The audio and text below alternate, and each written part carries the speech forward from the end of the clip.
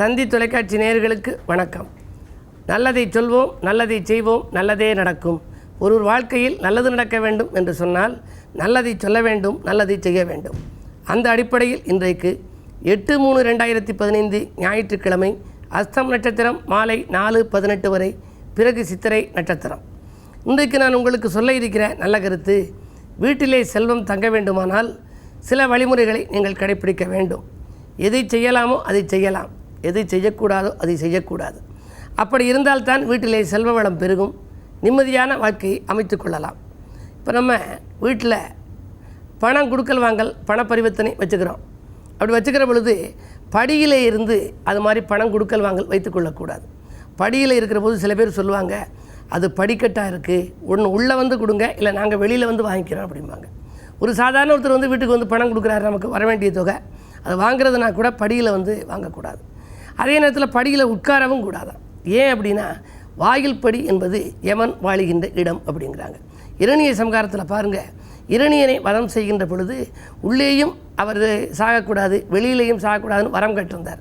வீட்டிலும் இருக்கக்கூடாது, வெளியிலும் இருக்கக்கூடாது. அதே நேரத்தில் அவருடைய மரணம் வந்து விலங்காலும் இருக்கக்கூடாது, மனிதராலும் இருக்கக்கூடாது அப்படின்னாரு. இறைவன் வந்து எல்லாவற்றிற்கும் ஆலோசித்து தந்தேன்னு சொல்லிட்டு அதன்படி சம்ஹாரம் செய்கின்ற பொழுது படியில் வைத்து வதம் செய்ததினாலே தான் அந்த படியில் நாம் உட்கார்ந்திருக்கவும் கூடாது. படியில் வந்து பண வாங்கல் கொடுக்கல்களும் வைத்து கொள்ளக்கூடாது. அதே போல் இரவில் குப்பையை பெருக்கி கொட்டக்கூடாதுங்கிறாங்க.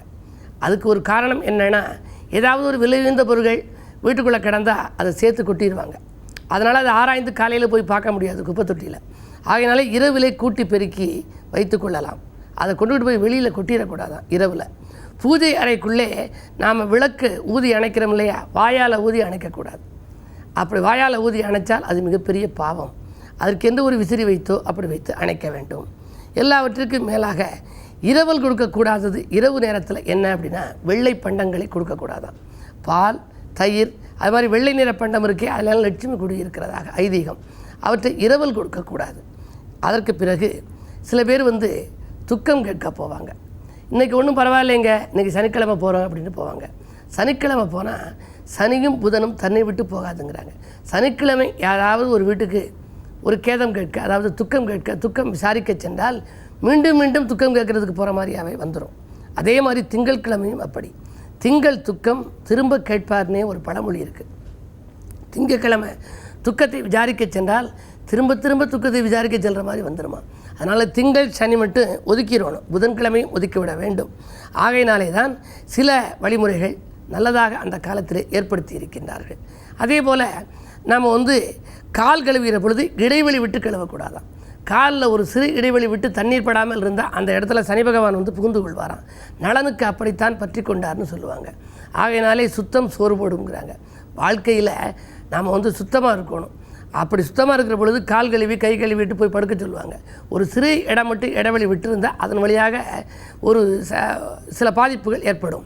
அதற்காக அவர்கள் சொல்லி வைத்திருப்பது சனி பிடித்து கொள்ளும் என்று சொல்லியிருக்கிறார்கள்.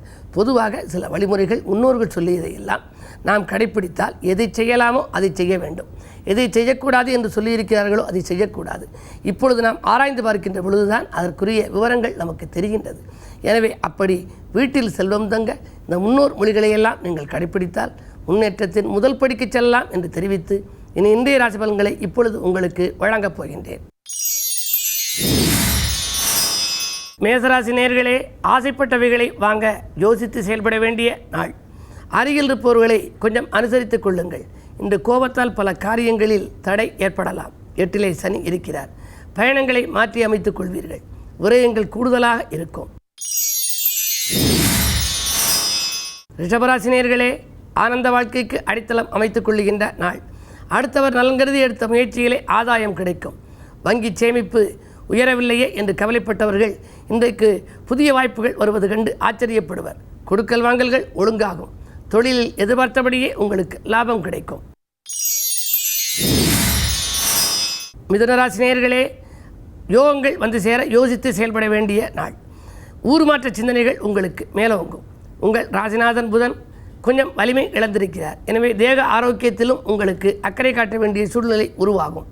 அது மட்டுமல்ல, பக்கத்தை விட்டார் உடன் இருப்பவர்களிடமும் கொஞ்சம் பணிந்து நடந்து கொள்வது நல்லது. சில விவகாரங்கள் தலை தூக்கலாம். என்ன இருந்தாலும் இன்றைக்கு யோசித்து செய்தால் உங்களுக்கு யோகம் ஏற்படும். கடகராசி நேயர்களே, பொது வாழ்விலே புகழ் கூடுகின்ற நாள். புதிய பொறுப்புகள் உங்களுக்கு வந்து சேரப்போகின்றது. குருவின் பரிபூர்ண ஆசி உங்களுக்கு இருக்கிறது. உச்சம் பெற்ற குரு உங்கள் ராசியில் இருக்கிறார். அவரது பார்வை 5, 7, 9 ஆகிய இடங்களில் பதிவதால் பிள்ளைகளால் நன்மை கிட்டும். வாழ்க்கை தேவைகள் பூர்த்தியாகும். வருமானம் போதுமானதாக இருக்கும். சிம்மராசி நேயர்களே, வரன்கள் வாயில் தேடி வந்து சேரும் நாள். வளர்ச்சிக்கு நண்பர்கள் கை கொடுத்து உதவுவார்கள். ராசிநாதனோடு புதன் இணைந்திருக்கிறார். புத ஆதித்ய யோகத்தால் கல்விக்காக எடுத்த முயற்சி கைகூடும். மாமன் மைத்துன வழியில் ஏற்பட்ட மனக்கசப்புகள் மாறும். சேமிப்பு அதிகரிக்கும். கன்னிராசி நேயர்களே, கூட இருப்பவர்களால் குழப்பங்கள் ஏற்படும் நாள். கொடுக்கல் வாங்கல்களில் சில ஏமாற்றங்களை சந்திக்கப் போகின்றீர்கள். பிள்ளைகள் நலங்கருதி ஒரு பெருந்தொகையை செலவிடும் சூழ்நிலை உண்டு. பாக பிரிவினைகள் இன்னும் பிரச்சனையிலேயே இருக்கிறது என்று கவலைப்படுவீர்கள். வாகன யோகம் உண்டு. துலாம் ராசி நேயர்களே, தவறான அபிப்பிராயங்களால் தடுமாற்றம் ஏற்படும் நாள். தடைகளை தகர்த்தெறிய நண்பர்கள் ஆலோசனை சொல்வார்கள். 2லே சனி இருப்பதால் விட்டு கொடுத்து செல்வது நல்லது. கூடுதல் லாபம் கிடைக்கவில்லையே என்று தொழிலுக்காக நீங்கள் கவலைப்படப் போகின்றீர்கள். புதிய பங்குதாரர்களை சேர்த்துக்கொள்ளலாமா என்ற சிந்தனை மேலோங்கும். விட்டு கொடுத்து செல்வதன் மூலம் விருப்பங்கள் நிறைவேறுகிற நாள் இந்த நாள். விருச்சிக ராசி நேயர்களே, செல்வாக்கு மிக்கவர்கள் இல்லம் தேடி வந்து உதவிக்கரம் நீட்டுகின்ற நாள் இந்த நாள். செயல்பாடுகளில் உங்களுக்கு வெற்றி கிடைக்கும். எதிர்பார்த்த காரியம் எதிர்பார்த்தபடியே நடைபெறும். விருந்தினர் வருகை உண்டு. வெளிவட்டார பழக்க வழக்கம் விரிவடையும். வாங்கல் கொடுக்கல்களில் நீங்கள் சிறப்பான பலன்களை காணப்போகின்றீர்கள். இன்று மாலை பயணம் மகிழ்ச்சி தரும். தனுசு ராசி நேயர்களே, உங்களுக்கெல்லாம் பற்றாக்குறை தீர்ந்து பணவரவு கூடுகின்ற நாள். பக்கத்தில் இருப்பவர்களால் ஏற்பட்ட சிக்கல்கள் அகலும். பாதியில் என்ற பணி மீதியும் தொடரும். வீடு கட்டும் முயற்சி அல்லது வாங்கும் முயற்சியில் நீங்கள் கவனத்தை செலுத்துவீர்கள். மகர ராசி நேயர்களே, உங்களுக்கெல்லாம் விலையுயர்ந்த பொருட்களை வாங்கி மகிழும் வாய்ப்பு கிடைக்கின்ற நாள். விரயங்கள் கூடுகிறதே என்று கவலைப்படுவீர்கள். சனியின் பார்வை உங்கள் ராசியில் இருப்பதால் குடும்பச் சுமை கூடுதலாக இருக்கும். குடும்பத்திற்கு தேவையான அத்தியாவசிய பொருட்கள், அது மட்டுமல்ல ஆடம்பர பொருட்களையும் வாங்குவதில் ஆர்வம் காட்டுவீர்கள். குழந்தைகளின் முன்னேற்றம் கருதி எடுத்த முயற்சிகளில் வெற்றி கிடைக்கும். கும்பராசி நேயர்களே, உங்களுக்கு சந்திராஷ்டமம். வாக்குவாதங்களை தவிர்க்க வேண்டிய நாள். வளர்ச்சி பாதையில் தளர்ச்சியும் இருக்கும்.